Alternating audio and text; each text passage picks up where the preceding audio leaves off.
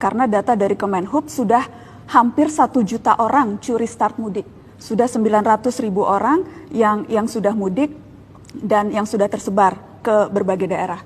Apakah berarti ini memang keputusan melarang itu yang baru akan dikeluarkan melihat situasi, tapi faktanya sudah terjadi penyebaran orang di daerah, Bapak? Kalau itu bukan mudik, itu namanya pulang kampung. Memang bekerja di Jabodetabek, di sini sudah tidak ada pekerjaan, ya mereka pulang karena anak istrinya ada di kampung. Ya apa bedanya pulang. Bapak pulang kampung dan mudik? Ya kalau mudik itu di hari lebarannya beda.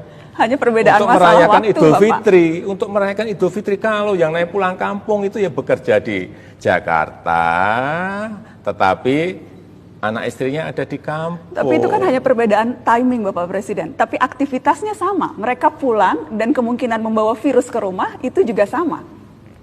Coba dilihat juga di lapangan. Ini lapangan yang kita lihat di Jakarta. Mereka menyewa ruang 3x3 atau 3x4. Isinya 8 orang, 9 orang. Mereka di sini tidak bekerja. Lebih berbahaya mana? Di sini, di dalam ruangan, dihuni 9, 8 orang, atau pulang ke kampung, tapi di sana juga sudah disiapkan isolasi dulu oleh desa. Saya kira sekarang semua desa sudah menyiapkan isolasi ini, yang pulang dari Jakarta. Lebih bahaya mana? Saya kira kita harus melihat lebih detail lapangannya, harus lebih detail angka. Ada 34% yang masih ingin mudik. Ini angka yang gede sekali. Sehingga sejak awal saya sampaikan kalau angkanya seperti ini, kalau kajian lapangannya seperti itu sudah dilarang, mudik dilarang. Kenapa tidak dilarang sekarang, Bapak? Kenapa harus menunggu melihat situasi sementara? Ya kita kan kemarin kita memakai ada transisinya, sehingga jangan sampai menimbulkan shock dan justru memunculkan masalah baru, rame-rame nanti begitu didadak rame-rame semua nanti ke stasiun, rame-rame nanti ke terminal, rame-rame ke bandara, yang terjadi ada penumpukan orang di suatu tempat yang itu justru menyebabkan tidak menyelesaikan masalah, memunculkan masalah baru, penularan yang akan lebih menyebar. Tapi yang dikhawatirkan bahkan masalah itu sudah timbul, Pak, karena data dari Kemenhub sudah hampir 1 juta orang curi start mudik. Sudah 900.000 orang yang sudah mudik dan yang sudah tersebar ke berbagai daerah. Apakah berarti ini memang keputusan melarang itu yang baru akan dikeluarkan melihat situasi, tapi faktanya sudah terjadi penyebaran orang di daerah, Bapak? Kalau itu bukan mudik, itu namanya pulang kampung. Memang bekerja di Jabodetabek, di sini sudah tidak ada pekerjaan, ya mereka pulang karena anak istrinya ada di kampung. Ya apa bedanya pulang. Bapak pulang kampung dan mudik? Ya kalau mudik itu di hari lebarannya beda. Hanya perbedaan untuk masalah merayakan waktu, Idul Bapak. Fitri, untuk merayakan Idul Fitri kalau yang naik pulang kampung itu ya bekerja di Jakarta, tetapi anak istrinya ada di kampung. Tapi itu kan hanya perbedaan timing, Bapak Presiden. Tapi aktivitasnya sama. Mereka pulang dan kemungkinan membawa virus ke rumah itu juga sama. Coba dilihat juga di lapangan. Ini lapangan yang kita lihat di Jakarta. Mereka menyewa ruang 3x3 atau 3x4. Isinya 8 orang, 9 orang. Mereka di sini tidak bekerja. Lebih berbahaya mana? Di sini, di dalam ruangan, dihuni 9, 8 orang, atau pulang ke kampung, tapi di sana juga sudah disiapkan isolasi dulu oleh desa. Saya kira sekarang semua desa sudah menyiapkan isolasi ini, yang pulang dari Jakarta. Lebih bahaya mana? Saya kira kita harus melihat lebih detail lapangannya, harus lebih detail angka-angkanya.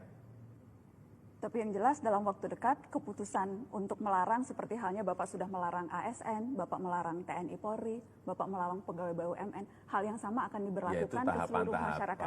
Tahapan pertama, kemarin kan sudah saya sampaikan bahwa ASN dilarang mudik.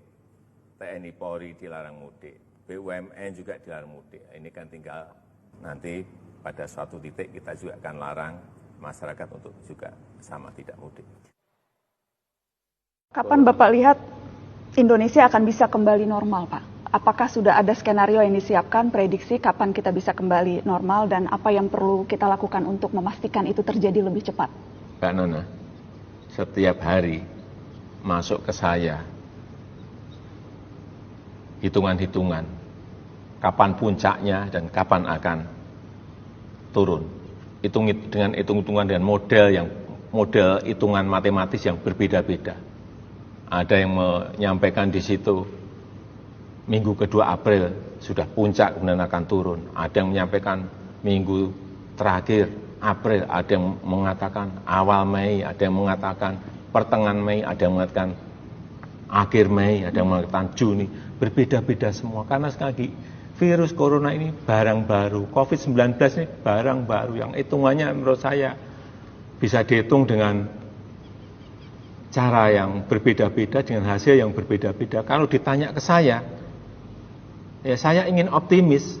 Saya ingin optimis Juli sudah masuk pada posisi ringan. Juli masuk posisi ringan? Iya. Sehingga puncaknya kita harapkan pada bulan Mei itu sudah betul-betul pada posisi puncak, kemudian turun, landai. Tetapi dengan catatan, masyarakat memiliki kedisiplinan yang kuat. Itu kuncinya di situ. Yang jelas Bapak, pandemi ini ujian berat untuk semua kita. Boleh saya meminta pesan Bapak Presiden terakhir supaya kita bisa lulus semua, Pak, ujian berat ini? Disiplin yang kuat. Disiplin yang kuat. Jadi kalau berulang-ulang saya sampaikan, cuci tangan, pakai masker, jaga jarak dalam berinteraksi dan berhubungan, serta jauhi kerumunan. Ini penting. Dengan disiplin yang kuat, tadi yang kita inginkan tadi, insya Allah akan bisa kita lalui pandemi ini.